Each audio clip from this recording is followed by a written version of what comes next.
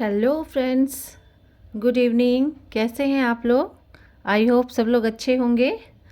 तो आज का टॉपिक है वर्ब, क्रिया। हमने नाउन, प्रोनाउन और एडजेक्टिव के बारे में पढ़ लिया है। अब इसके बाद पार्ट ऑफ स्पीच का ही एक पार्ट है वर्ब, क्रिया। ठीक है, तो हम क्रिया के बारे में आज पढ़ेंगे। वर्ब की डेफिनेशन है, A verb is a word that tells us about action of a noun or pronoun। यानी एक वर्ब यानी एक क्रिया वो शब्द होती है जो नाउन या प्रोनाउन के एक्शन के बारे में बताती है। ठीक है, एक्शन। देखिए, अब इसको एग्जाम्पल के थ्रू समझते हैं कैसे एक्शन के बारे में बताती है।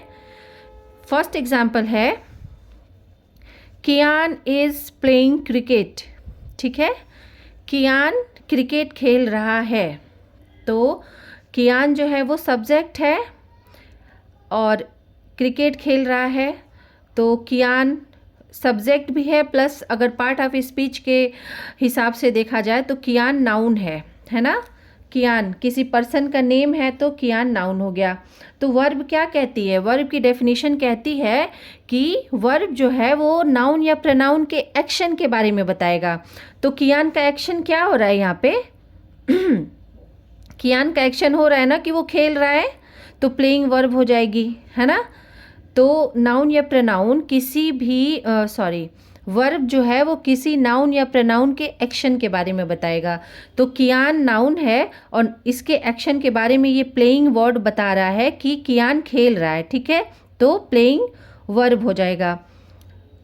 अगला एग्जाम्पल है, यू जंप इनटू रिवर। तुम नदी में कूदते हो। ठीक है, तो यहाँ पे यू क्या है? प्रोनाउन है। यू प्रोनाउन है और यू के बारे में क्या एक्शन बताई जा रही है? जंप, कूदना। तो कूदना वर्ब हो गया। देखिए, यहाँ नाउन के बारे में प्लेइंग बता रहा था तो प्लेइंग वर्ब हो गया। यहाँ यू के बारे में ये जंप एक्शन बता रहा था तो ये जंप वर्ब हो गया। नाउन और प्रोनाउन के एक्शन के बारे में बता रहे हैं ये वर्ड। तीसरा एग्जाम्पल है, द गार्डनर प्लग्स फ्लावर। माली फूल तोड़ता है ना। तो यहाँ पे कौन सा एक्शन हो रहा है? तोड़ने का, है ना। तोड़ने का एक्शन हो रहा है ना, तो ये वर्ब हो गया। और गार्डनर क्या हो गया? नाउन हो गया। देखिए, नाउन, प्रोनाउन, नाउन, इन तीनों के एक्शन के बारे में ये जो वर्ड, जो भी एक्शन वाले वर्ड होते हैं उन्हें ही हम वर्ब कहते हैं, जिनसे किसी भी कार्य का होना पाया जाता है।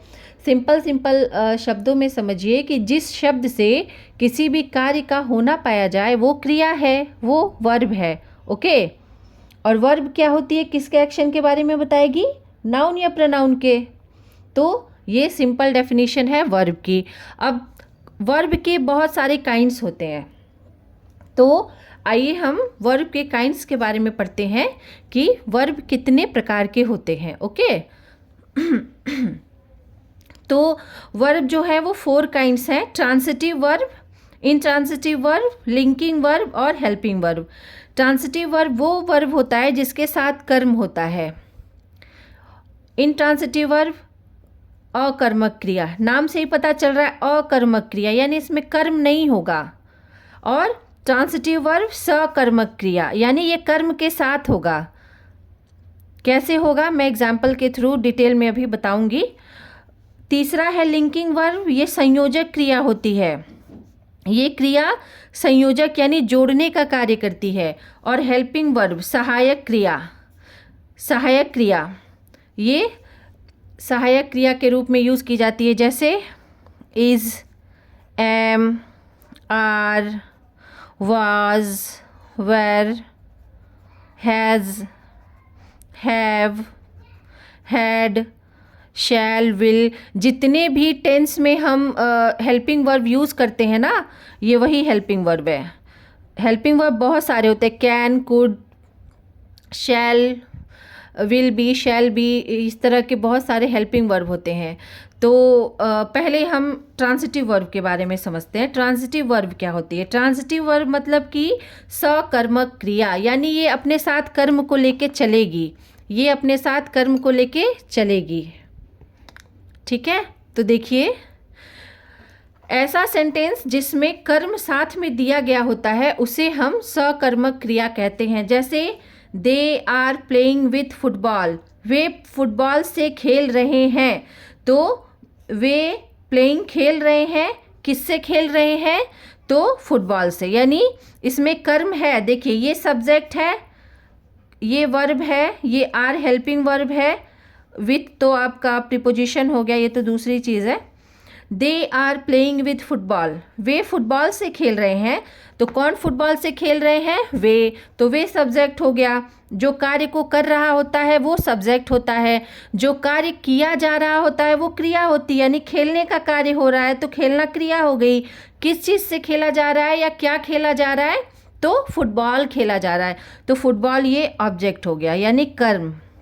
तो इसमें कर्म दिया हुआ है ना, तो इसीलिए ये ट्रांसिटिव वर्ब यानी सकर्मक क्रिया हो गई, यानी इसमें कर्म है।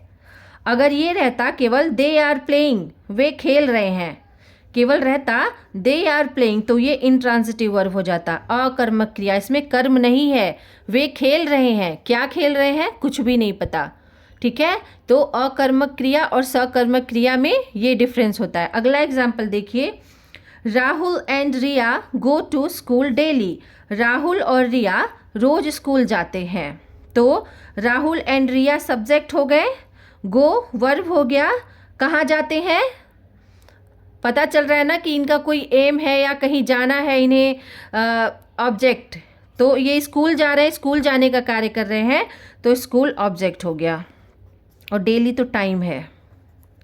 तो इस तरह से हमने देखा कि अकर्मक और सकर्मक यानी ट्रांसिटिव वर्ब और इनट्रांसिटिव वर्ब में क्या डिफरेंस होता है। ये देखिए, अगर ये केवल रहता राहुल एंड रिया गो, यानी राहुल और रिया जाते हैं, तो ये कौन सा वर्ब हो जाता? Intransitive verb. लेकिन दिया है Rahul and Riya go to school daily, तो स्कूल यहाँ ऑब्जेक्ट हो गया, तो ये ट्रांसिटिव वर्ब हो जाएगा। आई होप कि आपको समझ में आया होगा। अगर समझ में आया, अच्छा लगा तो प्लीज़ चैनल को सब्सक्राइब कीजिए, और हाँ, लाइक करके मेरा सपोर्ट कीजिए। Thank you.